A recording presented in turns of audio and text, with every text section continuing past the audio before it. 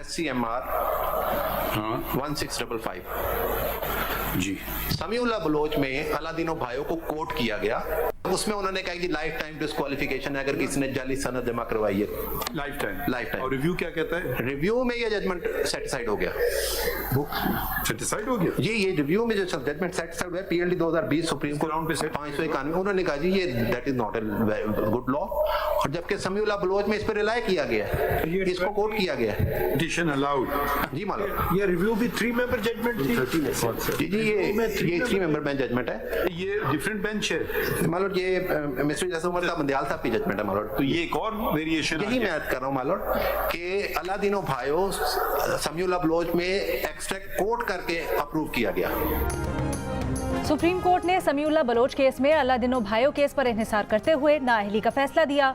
Supreme court के ही 3 रुकनी bench ने 2020 में भाइयों नजरसानी केस में नाअहली कलअदम करार दी, लेकिन 62(1)F में समी बलोच केस का फैसला ही चलेगा क्योंकि ये 5 रुकनी बेंच का फैसला है। सुप्रीम कोर्ट में ताहयात नाअहली केस में वकील उस्मान करीम के दलाइल। चीफ जस्टिस पाकिस्तान ने कहा समीउल्लाह बलोच फैसले में 62(1)F की तशरीह करने वाले जज ने फैसल वावडा केस में तशरीह कैसे बदल दी। वकील उस्मान करीम ने कहा ताहयात नाअहली का फैसला साबिक चीफ जस्टिस उमर अता बंदियाल ने लिखा था।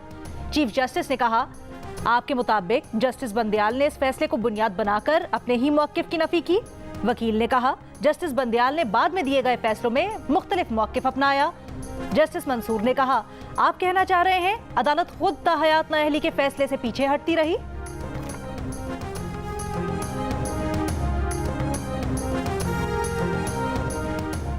सुप्रीम कोर्ट में अदालती मुआविन उज़ैर भंडारी ने कहा समीउल्लाह बलोच के इस फैसले को खत्म किए बगैर रास्ता निकाला जा सकता है। अदालत अगर आर्टिकल 62 में अहलियत और 63 में नाअहली को अलग कर दे तो मसला हल हो सकता है। चीफ जस्टिस पाकिस्तान ने सवाल किया कोई अदालत किसी के सच्चे और रास्त गो होने का डिक्लेरेशन कैसे दे सकती है? ईमानदारी, अमीन और फजूल खर्च ना होने का तयन अदालतें कैसे कर सकती हैं? ताहयात नाअहली केस में तो सब कुछ सुप्रीम कोर्ट ने ही किया। जस्टिस मंसूर बोले आइन में कहाँ लिखा हुआ है कि सुप्रीम कोर्ट ऐसा डिक्लेरेशन दे सकती है? उज़ैर भंडारी ने कहा इलेक्शन ट्राइब्यूनल तस्लीम शुदा हक़ाइक़ की बुनियाद पर डिक्लेरेशन दे सकता है। चीफ जस्टिस ने कहा आप अपने ही दलाइल की नफी कर रहे हैं। एक जज कहेगा नाअहली होती है, दूसरा जज कहेगा नाअहली नहीं होती। लेफ्टिनेंट जनरल रिटायर्ड फैज़ हमीद ने फैज़ाबाद कमीशन के सवालनामे का जवाब जमा करवा दिया। हुकूमत के खिलाफ साजिश करने के इल्ज़ामात की तरदीद। कहा हुकूमत की हिदायत पर तहरीक लब्बैक पाकिस्तान से मुज़ाकरात किए। धरना कमीशन डॉक्टर अख्तर अली शाह की सरबराही में काम कर रहा है। कमीशन में साबिक IG ताहिर आलम और खुशहाल खान भी मौजूद हैं।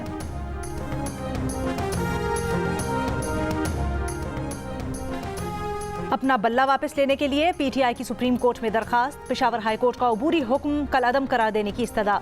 रहनुमा PTI बैरिस्टर गौहर का कहना है कि अगर PTI उम्मीदवार आज़ाद हैसियत से लड़कर इलेक्शन जीतेंगे तो हार सिस्टम की होगी। निशान के बगैर इंतखाबात से खुसूसी नशिस्तों का क्या होगा? मखसूस नशिस्तों से महरूमी से हॉर्स ट्रेडिंग को फ़रोग मिलेगा। कोशिश है कि बल्ले का निशान वापस मिल जाए। सुप्रीम कोर्ट से इस्तदा है कि केस की जल्द समाअत करें।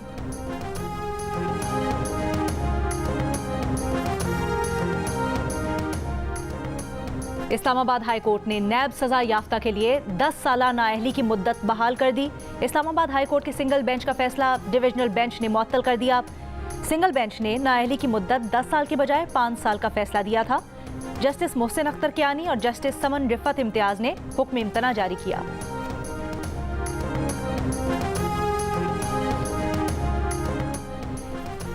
मानसेरा में नवाज शरीफ के कागजात नामजदगी की मंजूरी के खिलाफ अपील समाअत के लिए मंजूर। आजम सवाती ने नवाज शरीफ के कागजात नामजदगी की मंजूरी को चैलेंज किया है।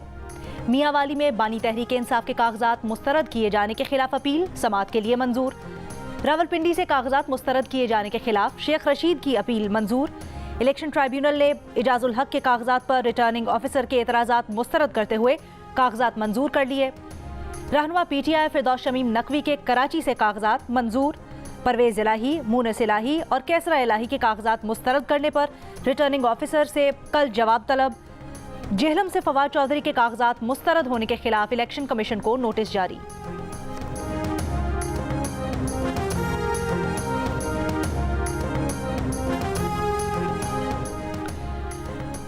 तोशाखाना रेफरेंस केस में बानी तहरीक इंसाफ और बुशरा बीबी पर फर्द जुर्म आयद ना हो सकी।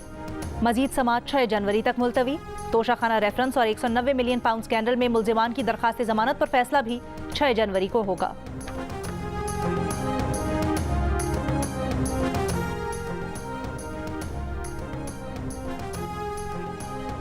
बानी तहरीक इंसाफ और बुशरा बीबी पर गैर शरई निकाह केस में फर्द जुर्म 10 जनवरी को आयद की जाएगी। गुज़श्ता समात का हुक्मनामा जारी। सुपरिंटेंडेंट जेल को सहाफ़ियों को कमरा अदालत में मौजूदगी यकीनी बनाने की अदालती फैसले पर अमल दरामद का हुक्म। पीपल्स पार्टी कराची के सदर सईद गनी का स्टेट बैंक पर साबिक स्पीकर कौमी असम्बली डॉक्टर फहमीदा मिर्जा के कागजात नामजदगी बहाल करवाने के लिए सहूलतकारी का इल्जाम। बैंक के किरदार को मशकूक करार दे दिया। कहा इलेक्शन कमीशन ने नोटिस फहमीदा मिर्जा को किया, जवाब स्टेट बैंक ने दिया। स्टेट बैंक पर दबाव है या मिर्जा फैमिली से प्यार, ये स्टेट बैंक ही बताएगा। मिर्जा शुगर मिल्स के कर्ज के लिए जमानत फहमीदा मिर्जा ने दी। स्टेट बैंक कैसे कह सकता है कि कर्जा कंपनी का है?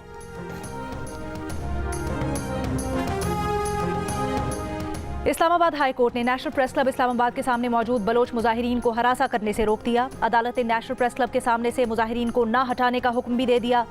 गुज़श्ता रोज की समात का तहरीरी हुक्मनामा जारी। डिप्टी कमिश्नर इस्लामाबाद और SSP 5 जनवरी को ज़ाती हैसियत में तलब।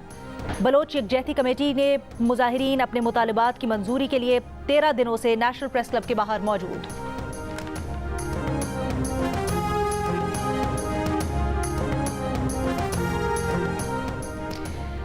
इस्लामाबाद, कराची, लाहौर, पेशावर, कोयटा में रिटेलर्स पर टैक्स लगाने का फैसला। इब्तदाई तौर पर 5 शहरों में रिटेलर्स पर टैक्स लगाने से 100 अरब रुपए रेवेन्यू आमदन मुतवक्के।